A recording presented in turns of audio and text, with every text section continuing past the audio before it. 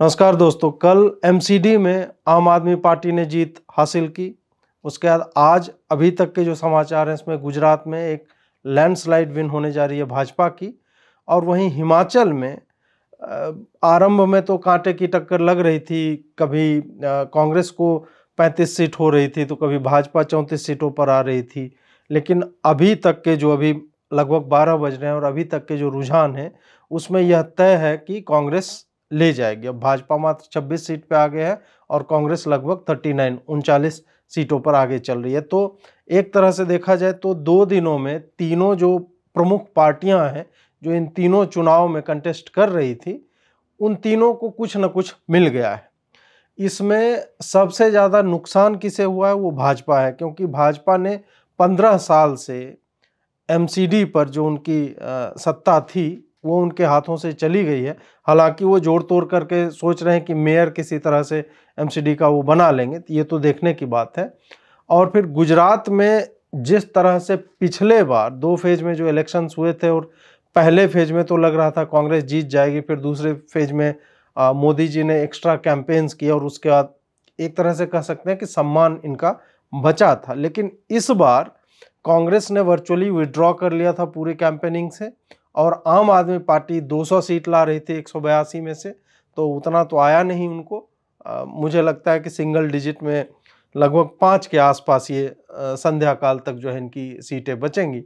और वहीं हिमाचल प्रदेश में जो इन्होंने सिटिंग एमएलएज को टिकट नहीं दिया था और बाकी भी जो कद्दावर नेता थे उनमें 21 ऐसे सीटें थी 68 में 68 कॉन्स्टिट्यूएंसीज में, जिसमें रेबल्स के कारण भाजपा को क्षति का सामना करना पड़ रहा है।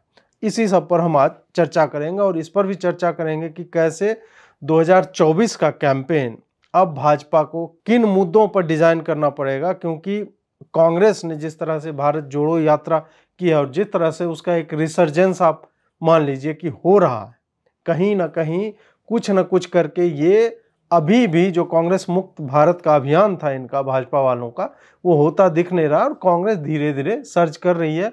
और भाजपा एक आजमाई हुई जो नीतियां हैं इनकी योजना जो है स्ट्रेटजी कि हम मोदी जी के सेंट्रल स्कीम्स की बात करके और उनका फोटो चिपका चिपका कर हम हर स्टेट में एक ही योजना से हम जीत जाएंगे, तो वो कहीं सक्सेसफुल होती दृष्टिगोचर होती है और कहीं वो सक्सेसफुल नहीं होती है और इन्हें हार का सामना करना पड़ रहा है। सर्वप्रथम हम गुजरात की बातें करेंगे कि गुजरात में ऐसा क्या हुआ कि ये लैंडस्लाइड विक्ट्री आई है और लगभग ये 7वीं बार भाजपा की सरकार वहाँ पे बनने जा रही है।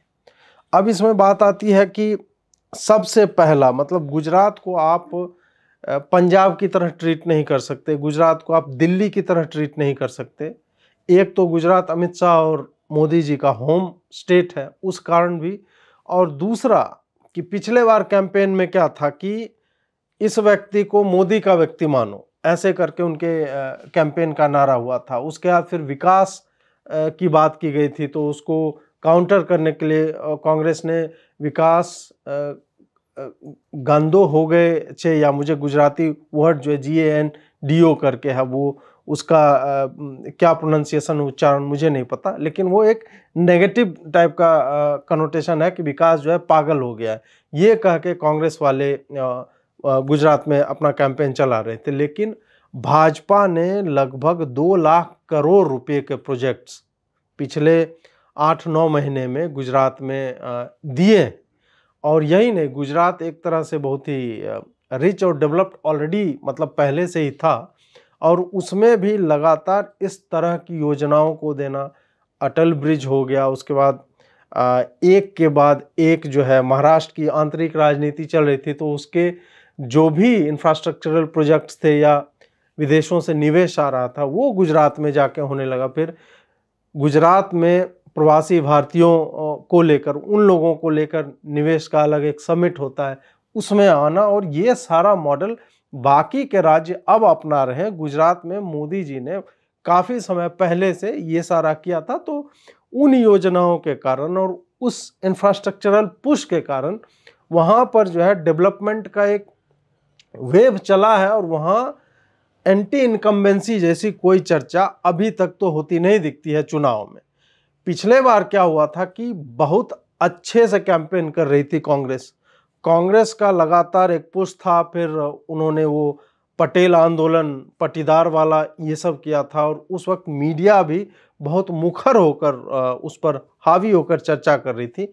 इस बार पता नहीं क्यों गुजरात पे उस तरह का वामपंथी मीडिया और इन लोगों का फोकस नहीं था, और इन्होंने मोदी को या अमित शाह को या गुजरात में भाजपा की सरकार को डिस्क्रेडिट करने की उस तरह से चेष्टा नहीं की जिस तरह के प्रयास ये पहले किया करते थे। एक तो ये हो गया कि इंफ्रास्ट्रक्चरल और डेवलपमेंटल प्रोजेक्ट पे इनका एक मैसिव फोकस था। दूसरा है कि एंटी इनकम्बेंसी को आप बीट कैसे करते हैं। एंटी इनकम्बेंसी क्यों होता है? लोगों की नाराज़गी जो होती है उनके अपने विधायकों को लेकर होती है, या कोई मंत्री उलूल जुलूल कहीं बयान दे रहा है, या मुख्यमंत्री दिखता नहीं है। इन सब चीज़ों को लेके भाजपा थोड़ी सजग थी, और इन्होंने उसे देखते हुए लगभग साल भर पहले से ही, मतलब लगभग आप 11-12 महीना मान के चलिए, इन्होंने एक तो 38 एमएलए को टिकट ही नहीं दिया और पूरी की पूरी कैबिनेट ही ओवरहॉल कर दी। तो इससे होता है कि लोगों को लगता है कि नहीं, सरकार जो है वास्तव में सीरियस है, जो परफॉर्मेंस बेस्ड जो है टिकट का वितरण हो रहा है। तो इसका एक आप कह सकते हैं कि सकारात्मक प्रभाव वैसी जगहों पे पड़ता है जो बड़े हैं, जहां भाजपा मतलब पार्टी की छवि ज़्यादा चलती है, पार्टी के कद्दावर नेताओं की छवि ज़्यादा चलती है। बड़े और छोटे राज्यों में यही अंतर होता है कि छोटे राज्यों में एक तो कॉन्स्टिट्यूएंसी छोटी छोटी हो जाती हैं, जनसंख्या कम रहती है। इस कारण से अगर आपकी पार्टी में एक रेबेलियन हो जाए, जैसा कि हिमाचल में हो, उस पर हम चर्चा करेंगे, उसको कंट्रोल करना थोड़ा सा आप कह सकते हैं कि कठिन हो जाता है। बड़े राज्यों में क्या होता है कि, और खास करके वैसे राज्यों में जहां मोदी और अमित शाह जैसे लोग जो है, जो नंबर 1 और नंबर 2 हैं भाजपा के, और भाजपा की अपनी भी छवि है, इतनी विशाल है कि उनके लिए एमएलए या कैबिनेट मिनिस्टर को हटा देना, दे कैन टॉलरेट इट, उतना वो सह सकते हैं और उसका कोई नकारात्मक इम्पैक्ट जो है नहीं पड़ता। तो ये एक स्ट्रेटजी उनके मतलब एक तरह से सकारात्मक तरीके से उनके पक्ष में जाती है। तीसरा कारण जो इस लैंडस्लाइड विक्ट्री का, वो ये है कि कांग्रेस ने वर्चुअली पूरे कैंपेन में अपने आप को एब्सेंट कर दिया, जैसा कि इन्होंने पंजाब में किया था। क्यों ऐसा किया? आम आदमी पार्टी से या तो इनको टैसिट सपोर्ट हो, पहले से बातचीत इनकी हो चुकी हो कि तुम जो है हिमाचल में मतलब हमारे कैंडिडेट्स को थोड़ा सपोर्ट कर दो, उतनी एग्रेसिव कैंपेनिंग करके वोट मत काटना, और हम इधर तुम्हें एक ग्राउंड दे रहे कि तुमने 30-40 सीटें जो है अभी जो स्थानीय निकाय चुनाव हुए थे उसमें भी, हालांकि 8000 से अधिक सीटों के चुनाव थे, फिर भी वहाँ पे घुस पाना।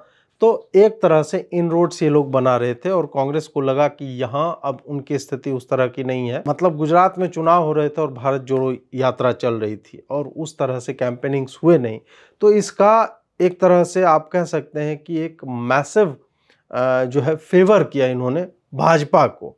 करना चाह रहे थे आम आदमी पार्टी को, हो सकता है कि इनको लगा हो कि आम आदमी पार्टी ने जैसे पंजाब में एक लैंडस्लाइड विक्ट्री लिया उसी तरह से गुजरात में भी ले। लेकिन फिर मैं वही बात करना चाहूँगा कि हर क्षेत्र के लोग अलग तरह के होते हैं। पंजाब की जनता जिस तरह से सोचती है उस तरह से गुजरात की जनता नहीं सोचती है। चाहे फ्री इलेक्ट्रिसिटी के वादे कर दो, सब चीज़ फ्री कर दो, हम फ्री में ये कर देंगे, या लंबे लंबे वादे कि हम ये मिटा देंगे, वो ख़त्म कर देंगे, हमें 3 महीने सरकार चलाने दे दो, हमारे अंदर पुलिस होगी तो हम सुरक्षा व्यवस्था। हालांकि पंजाब में क्या हो रहा है वो सबको दिख रहा है।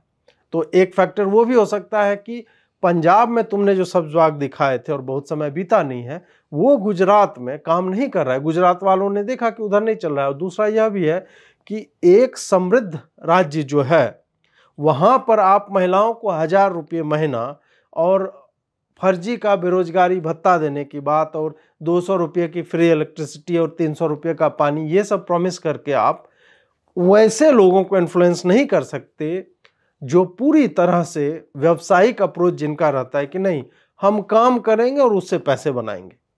जहां अगर एक परिवार होटल के व्यवसाय में है तो आपको पता चलेगा कि ऊपर से लेके घर का ही व्यक्ति गल्ला संभाल रहा है, घर का ही व्यक्ति कोई है जो वेटिंग का काम कर रहा है, वो खाना पहुंचाने का डिलीवरी भी कहीं पे कर रहा है, घर का ही व्यक्ति हो सकता है कि किचन में भी काम कर रहा है और घर का ही व्यक्ति जो है प्लेट भी साफ कर रहा। तो ऐसे उद्यमी लोगों को आप जब फ्री कुछ देने का वादा करते हैं तो वो जो है वो वादा चलेगा नहीं। तो कांग्रेस ने जिस कारण से पुल आउट किया या अपने आप को अनुपस्थित कर दिया, उसका फायदा आम आदमी पार्टी को उतना नहीं मिला जितना भाजपा को मिल गया। और आम आदमी पार्टी का कैंपेन जो है एक मिसप्लेस्ड फोकस था जिन चीज़ों पे कि हमने जो दिल्ली में किया है वही हम पंजाब में करके जीत गए और हम गुजरात में भी जीत जाएंगे। तो इसका जो है एक तरह से गुजरात वालों ने इसको नकार दिया सिरे से। राहुल गांधी की भारत जोड़ो यात्रा, ये मतलब आप सोचिए कि इतना बड़ा स्टेट है जिसमें पिछले बार नेक टू नेक टाइप का फाइट था और आपके पास युवा नेता भी थे जो बदल सकते थे, इस बार भी आप ज़्यादा विधायक ला सकते थे। यहाँ पर ऐसे समय में कांग्रेस की भारत जोड़ो यात्रा करना, मुझे लगता है कि उनका फोकस 2024 को लेकर है और उसमें भी क्या होगा भगवान जाने, क्योंकि ये भारत जोड़ो यात्रा जो है इन्होंने कुछ समय पहले आरंभ कर दी। क्या होता है कि ऐसी यात्राओं का इम्पैक्ट तो पड़ता है, हम वीडियो के अंतिम हिस्से में उस पर भी चर्चा करेंगे कि 2024 को लेकर भारत जोड़ो यात्रा का क्या इम्पैक्ट होगा।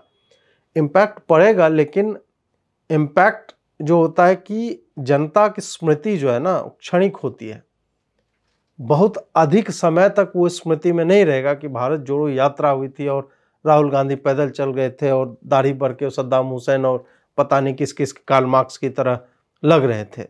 तो उसका इम्पैक्ट होगा, लेकिन 2024 से बहुत पहले ये समाप्त भी हो जाएगा और उनको हो सकता है कोई नई यात्रा करनी पड़ जाए। लेकिन बड़े स्टेट जहाँ पे वो कुछ कर सकते थे उन्होंने वो मौका वहाँ से गंवा दिया। मतलब नंबर ऑफ MLAs अगर आपके कम होंगे तो उसका इम्पैक्ट राज्यसभा में पड़ता है। ठीक है, आप स्टेट में पावर में नहीं है, लेकिन राज्यसभा का जो नॉमिनेशन होता है तो वो आपके विधायकों के स्ट्रेंथ पे निर्भर करता है कि आपके राज्यसभा में कितने सांसद होंगे। तो इस कारण से कहीं ना कहीं मुझे लगता है कि कांग्रेस की स्ट्रेटजी में ये एक बहुत बड़ा फ्लॉ है। वैसे भी कांग्रेस का जो केंद्रीय नेतृत्व है, अब तो मल्लिकार्जुन खड़गे जो है अध्यक्ष बन गए हैं, लेकिन जो स्टार पावर है वो हिमाचल में भी एब्सेंट रही और वो यहाँ पर भी एब्सेंट रही, गुजरात में भी। तो उसका इम्पैक्ट गुजरात में अधिक देखने को मिला है। हिमाचल पर हम चर्चा आगे करने जा रहे हैं। मैंने पहले भी जो सोशल डिस्पैरिटी की बात की अभी, कि एक समृद्ध राज्य में और उद्यमी राज्य जो होता है वहाँ पर फ्री वाला कल्चर नहीं चलता है और आम आदमी पार्टी उतना अधिक जिस तरह से इन्होंने पंजाब में प्रदर्शन किया था वैसा यहाँ पे इसलिए नहीं कर पाई क्योंकि दोनों जगह की जनता की सोच में अंतर है। वस्तुतः अगर देखा जाए कि पंजाब ने क्यों इन्हें चुना, तो पंजाब में चुनने के पीछे एक उद्देश्य यह भी था, एक तो कांग्रेस अपने आंतरिक कलह में इतनी टूट गई कि उनका जो सबसे बड़ा संगठन का व्यक्ति था कैप्टन अमरिंदर सिंह, उनको उन्होंने निकाला, फिर सिद्धू और चन्नी के बीच विवाद हो गया। तो आपके जो वैसे नेता थे, जट सिख नेता जो है, जो एक्चुअल में क्राउड पुलर्स होते हैं और कन्विंस करते हैं लोगों को, उन सब का अचानक से एब्सेंस हो जाता है। तब आम आदमी पार्टी ने लगातार मतलब ऐसे वादे बेचे, तो लोगों ने, वहाँ के लोगों ने सोचा कि इनको दिया चांस, उनको दिया तो एक बार इसको भी दे देते हैं। वहाँ पे ये फैक्टर काम करता है। दिल्ली में तो फ्री वाला इसलिए काम करता है क्योंकि 1.8 करोड़ पॉपुलेशन है यहाँ पे और उसमें एक बहुत बड़ा तबका ऐसा है जो स्लम्स में रहता है, जो बहुत गरीब है, जो झुग्गी झोपड़ी कॉलोनी, यहाँ जे कॉलोनीज बोला जाता है, उसमें है। प्लस जो है आपको ढेर सारे मतलब लाखों की संख्या में ऐसे लोग हैं जो फुटपाथ पे सोते हैं। तो ऐसे लोगों को टारगेट करना और उनके लिए कैंपेन्स करना और डोर टू डोर जाके कनेक्ट बनाना, वह काम जो है दिल्ली में कर गया, लेकिन वो गुजरात में उसी तरह का काम नहीं करता, क्योंकि तीनों जगह के जनता के अप्रोच में, लाइफ को लेकर अप्रोच में और पॉलिटिक्स को लेकर अप्रोच में अंतर है। इस कारण आपको गुजरात में आम आदमी पार्टी जो है सिंगल डिजिट से आगे बढ़ने में नाकामयाब रहेगी, यह तय है। अब बात करते हैं कि हिमाचल में क्या हुआ।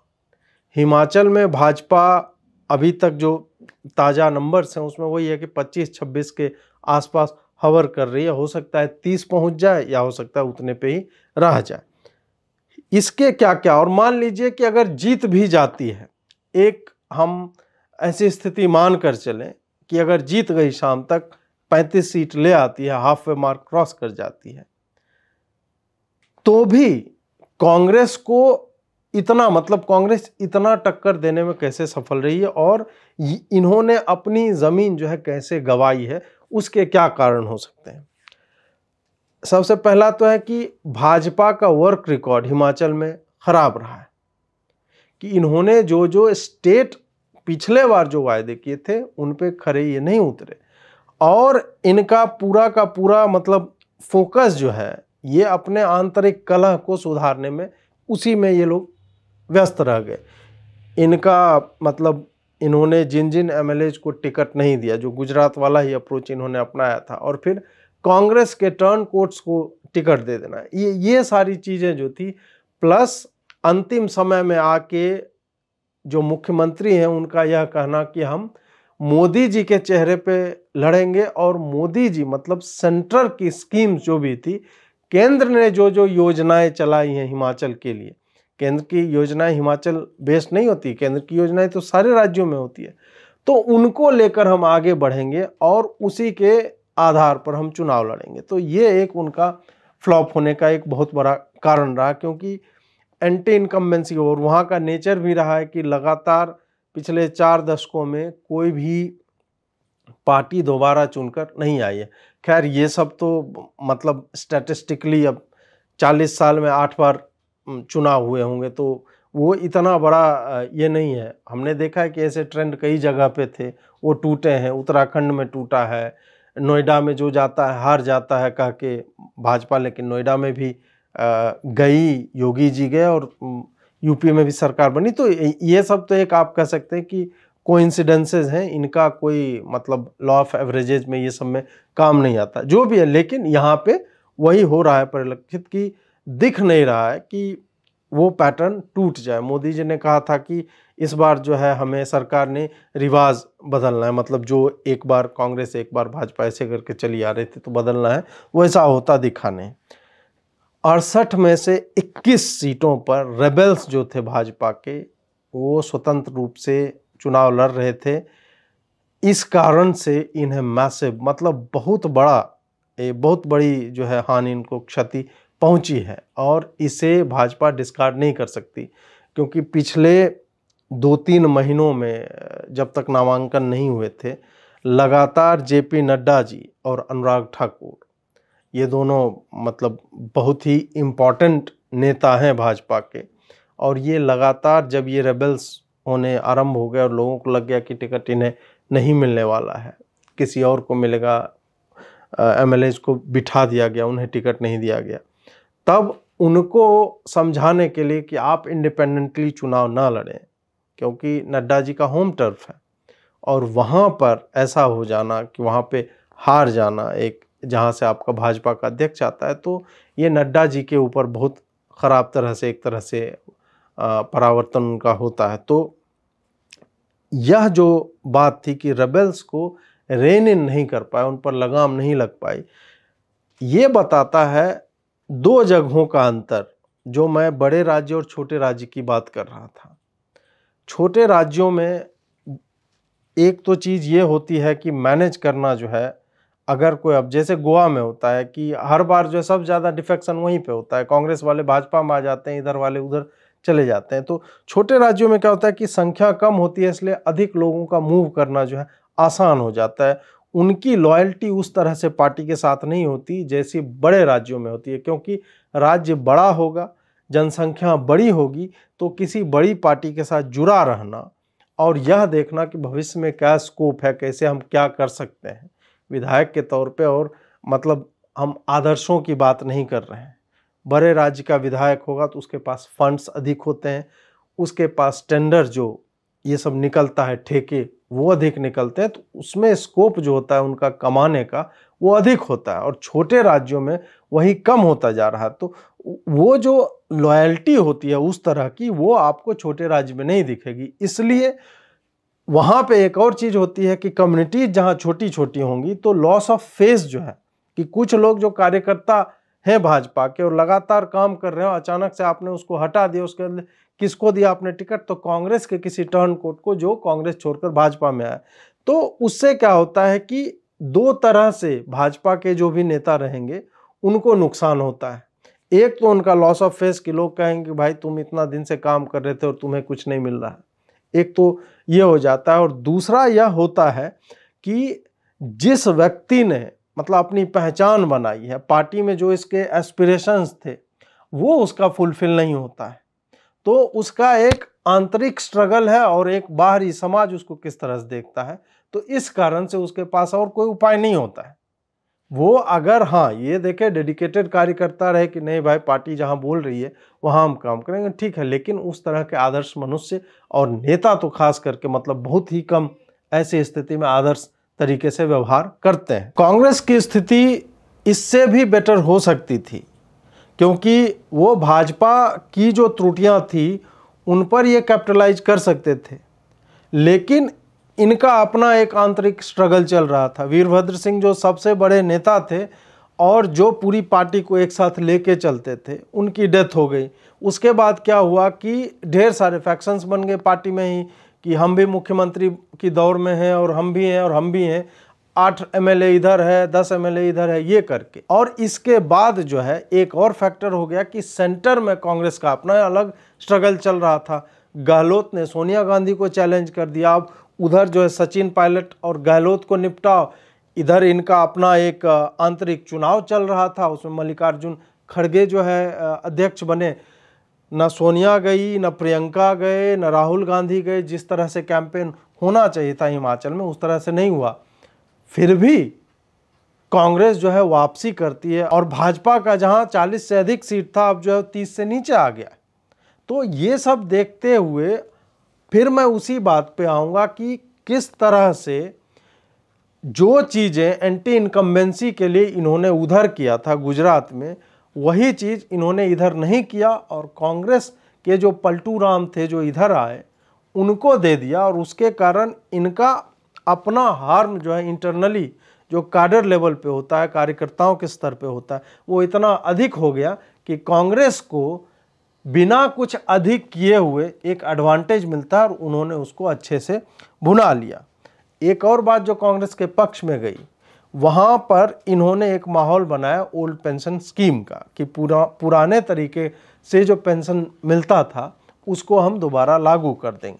छोटे राज्यों में इस तरह के प्रॉमिस करना, और ये प्रॉमिस आम आदमी पार्टी नहीं कर रही थी। मतलब जिस पार्टी का कोई चांस ना हो वो तो कुछ भी प्रॉमिस कर सकती है, लेकिन अगर कोई पार्टी जिसका चांस बनता है वो अगर इस तरह के वादे करती है, तो जो स्विंग वोटर्स होते हैं वो ऐसे वादों पर जाते हैं। तो यह भी कांग्रेस के फेवर में गया, और भाजपा ने उसको काउंटर करने के लिए यह नहीं कहा कि नहीं हम भी लागू करेंगे, उन्होंने कहा कि हम एक कमेटी बनाएंगे और कमेटी जो बोलेगी हम उसके आधार पर चलेंगे। तो हो सकता है कि यह भी एक डिसाइडिंग फैक्टर रहा हो। अब हम बात करेंगे कि भाजपा के फ्लॉप्ड आइडियाज क्या क्या थे, जो हो सकता है कि संभवतः उन्होंने कुछ हार्म किया हो। जैसे दिल्ली के एमसीडी पोल्स में कि मुस्लिमों की जनसंख्या बहुत अधिक है दिल्ली में, और वहाँ पसमानदा वाला अप्रोच लेने के बाद भी उस तरह से इन्होंने वहाँ इनरोड्स नहीं बना पाए। वहाँ क्यों समझाने में सफल नहीं रहे। संभव है कि ये 2024 को लेकर चल रहे हों कि हम नेशन वाइड जो मुस्लिम पॉपुलेशन है, पसमानदा मुस्लिम है, उनको टारगेट करें। अब उसका क्या इम्पैक्ट होगा, हो सकता है हम आगे देखेंगे कि अन्य राज्यों में जहाँ पे मुसलमान जनसंख्या अधिक है वहाँ पे हम देखेंगे कि क्या इस अप्रोच ने कुछ लाभ पहुँचाया है। और एक कारण जो रहा वो यह है कि पार्टी के अपने जो है आंतरिक संघर्ष जो उनका चल रहा था, वहाँ पे जो स्ट्रगल चल रहा था कि ये अपने रेबल्स को रेन इन नहीं कर पाए। अब 44 आपके विधायक हैं और उसमें से अगर 21 क्षेत्रों में आपको जो है अपने ही पार्टी के नेताओं को इंडिपेंडेंट के रूप में खड़ा होते देखना पड़े और आपने जिनको उतारा है, तो एक तरह से यह हो गया ना कि जो ऑलरेडी विधायक हैं उनकी कोई स्टैंडिंग है, उनका एक क्राउड है अपना, उनके वोटर्स हैं, और फिर भाजपा के नाम पे भाई फलाने जी को वोट दो, ये करना तो एक तरह से टू वे स्प्लिट हो जाता है अपने ही वोट बैंक में। और उसका लाभ वही उठाएगा जो पहले से, मतलब कांग्रेस की मैं बात कर रहा हूं, कि उसने अपने उन्हीं लोगों को उतारा है जो पहले से थे, जिनका एक फेस है, तो उनको लाभ मिल जाता है और आपका वोट बढ़ जाता है। दूसरी बात यह भी हुई कि आपने न सिर्फ उनको बिठाया बल्कि उसके बदले किसको आप खड़ा कर रहे हैं, कांग्रेस के टर्न कोट्स को। ऐसा भी कई सीटों पर भाजपा ने किया है। तो इससे जो वही कार्यकर्ता के स्तर पे जो होता है कि वो अपने नेता को नहीं छोड़ना चाहते। और छोटे स्टेट्स की मैंने बात की कि लॉयल्टी उस तरह से नहीं होती है जैसे कि बड़े स्टेट्स में होती है। वहां पे नेता के पीछे उनके समर्थक होते हैं इररिस्पेक्टिव ऑफ द पार्टी। नेता जहां जाएगा पार्टी के कार्यकर्ता भी उधर ही हो लेंगे। तो ये एक बहुत बड़ा फैक्टर था। और तीसरा फैक्टर जो रहा वो यह रहा कि आप हर जगह पर एक ही स्ट्रेटजी की, और खुल्लम खुल्ला आप बोल भी रहे हैं कि हम सेंटर की स्कीम्स के नाम पर हम चुनाव लड़ रहे हैं। तो भाई इसका मतलब है कि तुमने स्वीकार कर लिया कि राज्य के स्तर पे हमने उतना काम नहीं किया है जितना हमको करना चाहिए था। तो ये भी एक बहुत बड़ा फैक्टर है कि आप लगातार सेंटर की स्कीम्स को जो हर राज्य में होती हैं उसके नाम पे आप नहीं लड़ सकते। तो सारा चीज़ कंबाइन होकर एक तरह से भाजपा के लिए एक सेटबैक रहा है। उसका 5 साल और है तो भाजपा वाले इंटरनली जो है अपने जो भी डिफरेंसेज ऑफ ओपिनियन है उनको आयरन आउट करें, अपने पुराने नेताओं को साथ लाएं और फिर जो आगे बढ़ें। और उनको या तो आप संदेश दे दो कि भाई परफॉर्मेंस बेस्ड होगा अप्रोच, जो विधायक परफॉर्म नहीं करेगा उसको टिकट नहीं देंगे, आप इस तरह का एक बना दो। तो फिर आप कांग्रेस वालों को क्यों, या तो आप विनेबिलिटी देखो या फिर परफॉर्मेंस बेस्ड जो है एक अप्रोच लेके चलो। आप दोनों में से कांग्रेस वाला का विनेबिलिटी देखने लगते हो और अपने का परफॉर्मेंस, तो ये थोड़ा सा जो होता है ना ऐसे राज्यों में वो काम नहीं करता है उस तरह से जैसा कहीं और वो कर जाएगा।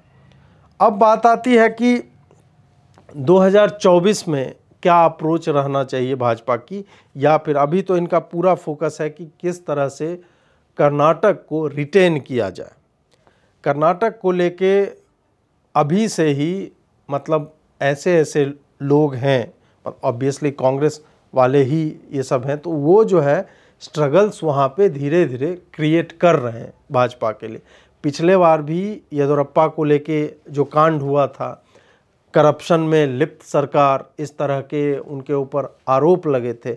आपको येदियुरप्पा जैसे कद्दावर नेता को हटाना पड़ा चीफ मिनिस्टरशिप से, ये सारी चीज़ें चली। अब अभी जो एक बॉर्डर डिस्प्यूट चल रहा है महाराष्ट्र और कर्नाटक को लेके कि मराठी बोलने वाले जो भी कर्नाटक में हैं उनको इधर लिया जाए, इस तरह के स्टेटमेंट्स दिए जा रहे हैं।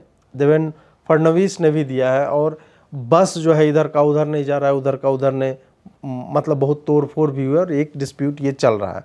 ये इनको सॉल्व करना पड़ेगा। करप्शन वाली जो छवि है पार्टी की उसको, हालांकि साउथ में तो मैसिव करप्शन इतना अधिक है, हर स्टेट में है, किसी एक स्टेट की बात नहीं है। और चूंकि हम वहाँ की भाषा नहीं समझते हैं और उधर के रिपोर्ट्स आपको नेशनल मीडिया में खास करके हिंदी और अंग्रेज़ी वाले में नहीं दिखते हैं, इसलिए हमें वहाँ के भ्रष्टाचार का पता नहीं चलता। लेकिन कर्नाटक में ये खूब धड़ल्ले से, कर्नाटक, तमिलनाडु, आंध्र प्रदेश का तो ये हाल है कि उनके पास मतलब पैसा नहीं है राज्य चलाने के लिए, और जितना स्टेट सेंटर से मिल रहा था उतना वो ख़त्म कर चुके हैं। और फिर भी जो है आपने देखा है कि साउथ में जो फ्रीबी का कल्चर है ना वो अलग लेवल पे है। कुकर प्रेशर दे दो, गैस चूल्हा दे दो, टीवी दे दो, सिलेंडर, सब कुछ फ्री। जयललिता के टाइम में, करुणानिधि के टाइम में वही सारा कंटिन्यू हो रहा है। तो कर्नाटक भी इससे बचा हुआ नहीं है। अब कर्नाटक में एक और चीज़ है कि वहाँ पर जो इसी साल के जनवरी से विवाद हिजाब वाला आरंभ हुआ था, तो उस तरह का पोलराइजेशन लाना और प्लस राहुल गांधी का भी भारत जोड़ो यात्रा, ये सब में उन सब इलाकों में, उन सब क्षेत्रों में अधिक फोकस होना, ये सब बताता है कि वहाँ पर आपको ये जो नए नए कॉन्फ्लिक्ट होने वाले हैं उससे बचाव के लिए भाजपा को कुछ न कुछ अभी से ही करना पड़ेगा। और उनका फोकस भी है, मतलब जहां आंतरिक सूत्रों से मुझे जो जानकारी मिली है कि इनका पूरा फोकस जो है कर्नाटक को रिटेन करने में लगा हुआ है, क्योंकि साउथ जो है वो भाजपा के लिए अब एक नया फ्रंट बन गया है। साउथ मतलब तमिलनाडु तक में, केरल तक में, यहाँ पे ये स्थानीय चुनाव के माध्यम से और धीरे धीरे इनके विधायकों की संख्या भी बढ़ती जा रही, तो उधर है। अब जो है 2024 को लेकर हम बात करें तो उसमें भारत जोड़ो यात्रा का क्या कोई इम्पैक्ट है?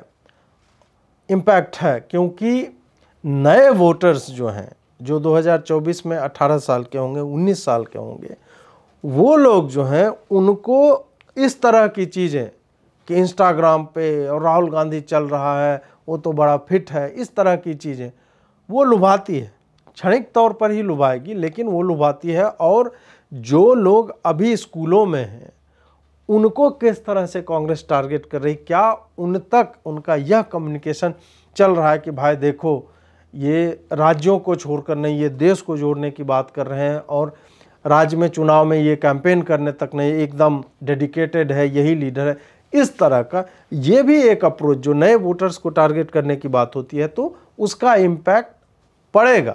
उतना अधिक नहीं पड़ेगा जितना कांग्रेस सोच रही है, क्योंकि ये अर्ली पीक इनका किया है। अगले साल के दिसंबर या जनवरी में इसका समापन होना चाहिए या फरवरी तक में, तब वो एक मोमेंटम इनको मिलता, लेकिन उतना मिलता हुआ मुझे नहीं दिख रहा।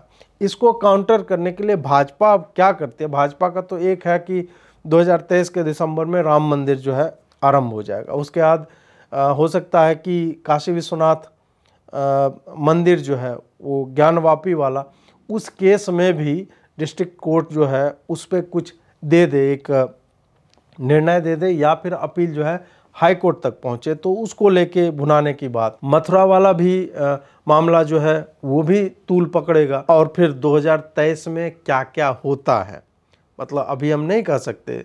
2022 के बारे में हमें नहीं पता था, 2020 के बारे में हमें नहीं पता था कि दंगे हो जाएंगे कोविड के बीच, मतलब इतना सब कांड हो जाएगा, पहली वेव, दूसरी वेव, इसका क्या इम्पैक्ट पड़ेगा, 325 से 273 पे आ जाएगी भाजपा, इस तरह की चीज़ें हमें देखने को मिली। तो 2023 में क्या वो फैक्टर होंगे जो हमारे आपके या मतलब किसी के भी नियंत्रण से बाहर की चीज़ें हैं? क्या कोई कांग्रेस फेल्ड कहीं पे रेबेलियन होगा, आंदोलन होगा, सीएए या शाहीन बाग टाइप का कुछ वहाँ पे किया जाएगा? तो ये हम नहीं जानते हैं। तो उस तरह के फैक्टर्स को लेते हुए इसको काउंटर करने के लिए संभवतः भाजपा कुछ स्ट्रैटेजी लेकर आएगी। लेकिन एक जो बात है, और ये मुझे पता चली है भिन्न भिन्न स्रोतों से, कि भाजपा वाले जो है अब कैंपेन जो डिज़ाइन इनका डेडिकेटेड हुआ करता था कि किसी कंपनी को ये देते थे, अब इन्होंने क्या किया है कि इनके नेता बड़े स्मार्ट हो गए हैं। वो सोच रहे हैं कि हम किसी और को क्यों दे, अपने लोगों को क्यों नहीं दे दे कैंपेन का काम। तो उस कारण से क्या हुआ है कि जो आपको एक ऑब्जेक्टिव एनालिसिस मिला करती थी कि आप यहाँ पे अधिक फोकस करें, इधर कम फोकस करें, इसको कैसे काउंटर किया जाए, सेंटिमेंट एनालिसिस क्या है किसी एक क्षेत्र की, फिर एकदम माइक्रो लेवल नीचे तक जाके कि छोटे छोटे पॉकेट्स में या छोटे छोटे ग्रुप जो है मतदाताओं की, वो क्या सोचते हैं, उनको कैसे अपील किया जाए, ये सारी चीज़ें एक जो अनुभवी कंपनी है वो अधिक अच्छे तरीके से कर सकती है, बजाय उनके जो आपके अपने लोग हैं उनको आपने दे दिया, उन्होंने 3 आदमी वहाँ से लिया, 2 आदमी वहाँ से लिया, और एक कंपनी बना के और हम क्या कर रहे हैं कि इलेक्शन कैंपेन्स हम डिज़ाइन करते हैं। तो ये अप्रोच उनको छोड़ना पड़ेगा अगर वो सीरियस हैं, मतलब इस विन को जो 2019 में आया उसको रिटेन करने के लिए, या फिर राज्यों में उसको ट्रांसलेट करने के लिए। और दूसरी बात है, जैसे ओल्ड पेंशन स्कीम हो गया, इस तरह की चीज़ें जो एक बहुत वाइड स्पेक्ट्रम ऑफ वोटर्स को टारगेट करती है, जो कामकाजी लोग हैं उनको टारगेट करती है। कभी ये प्राइवेट नौकरियों में आरक्षण की बातें करने लगते हैं, EWS कोटा पे फिर से एक रिव्यू फाइल कर दी गई है, उसको कि अपर कास्ट को क्यों दिया जा रहा है, तो उस पर सेंटर का क्या अप्रोच रहता है।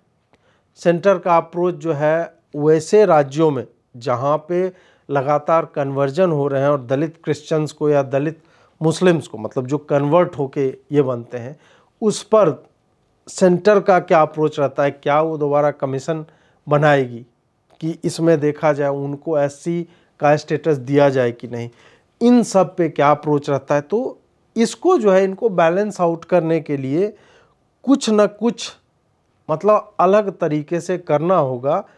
अगर ये नहीं करते हैं या कह देते हैं कि हम कमीशन बना के छोड़ देंगे, वो रिपोर्ट देगी, तो मुझे नहीं लगता है कि वो उतना इफेक्टिव हो पाएगा, क्योंकि ओल्ड पेंशन स्कीम का जो है डुगडुगी ये अच्छे से बजा है और मुझे लगता है 2023 के 24 के चुनाव में ये एक बहुत बड़ा मुद्दा बनकर आएगा। टारगेटेड कैंपेन्स होने चाहिए कि, और ये होता भी है, ये मैं जस्ट एक तरह से रिट्रेट ही कर रहा हूँ कि आपको अलग स्टेट पे और उसके छोटे छोटे जो ग्रुप्स हैं उनको लेकर अलग अप्रोच बनाना होगा। आम आदमी पार्टी का फेलियर इसी में रहा है कि वो उस तरह से नहीं बना पाते। वो छोटे राज्यों में या जनता की नब्ज जो है समझना कि यहाँ की जनता को फ्री की चीज़ें पसंद है कि नहीं, यहाँ की जनता को हम क्या देंगे तो वोट मिलेगा। अब दिल्ली वाले MCD वाले में लोग कहने को कुछ भी कह लें कि रोहिंग्या को बसा लिया है, 8 लाख लोगों ने वोट कर दिया।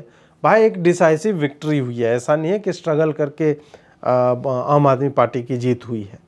और भाजपा ने तीनों म्यूनिसिपल कॉरपोरेशन को सिंगल बना दिया था, उनको लगा था कि उस हिसाब से शायद संभवतः हम रिटेन कर पाएंगे, तो वो भी बैकफायर कर गया। एक एरिया इनका अच्छा गया है, ईस्ट वाला जो रहता हो सकता है वो रिटेन कर लेते।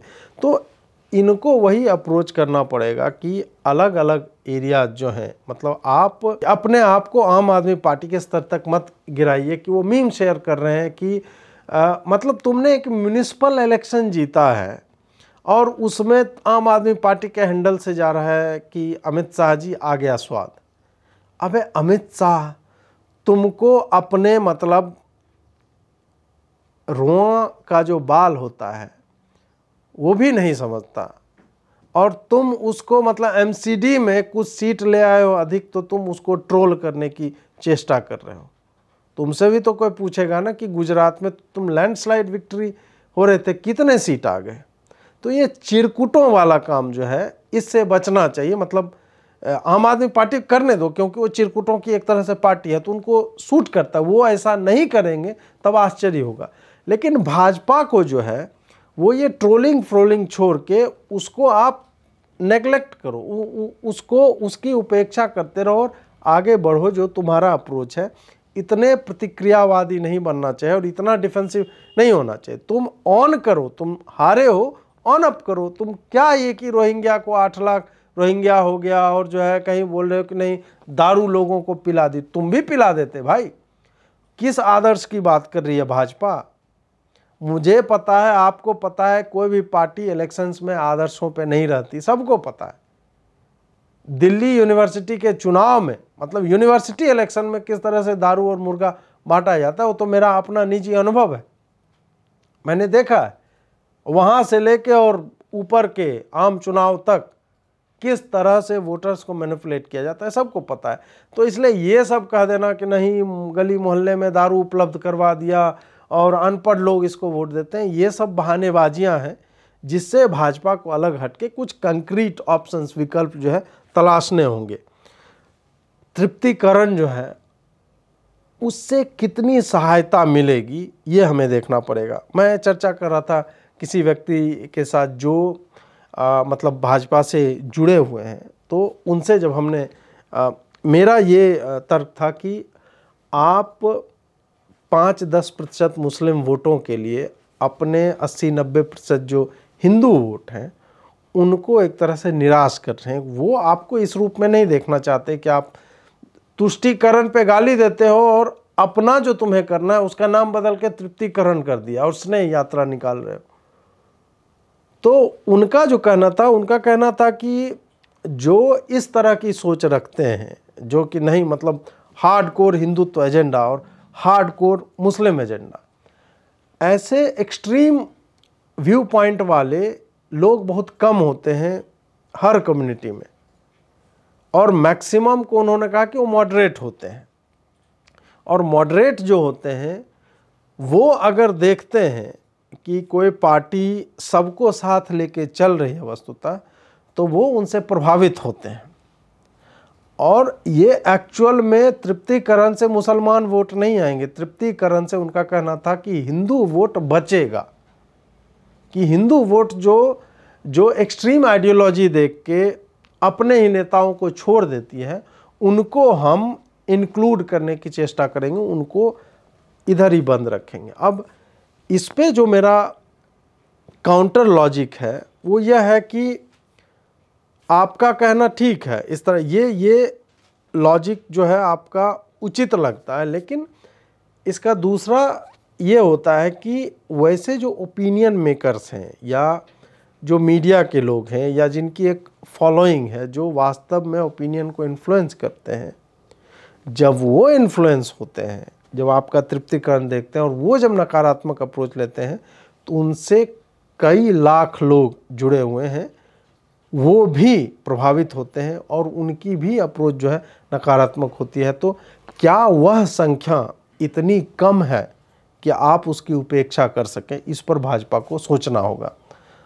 शाम तक परिणाम जो है स्पष्ट हो जाएंगे। फिर से एक बार याद दिला देता हूं कि भाजपा गुजरात लैंडस्लाइड जीतेगी, जीत चुकी होगी जब आप देख रहे होंगे। भाजपा हिमाचल प्रदेश में अपने 44 से लगभग 25-26 सीट के आसपास पहुंच चुकी होगी और कांग्रेस वहां पे एक डिसाइसिव विक्ट्री लेगी। और एमसीडी के चुनाव कल जो हुए थे उसमें आम आदमी पार्टी ने जीत दर्ज की है। तो इन परिणामों के साथ आपको छोड़े जा रहा हूं। आगे क्या होता है, आगे की क्या स्ट्रेटजी रहती है इनकी, नेता, विपक्ष के नेता और जो भाजपा के अपने नेता हैं, ये क्या आत्मचिंतन करते हैं, ये उन पार्टियों पर निर्भर करता है। जुड़े रहिए, देखते रहिए। बहुत बहुत आभार आपका। नमस्कार।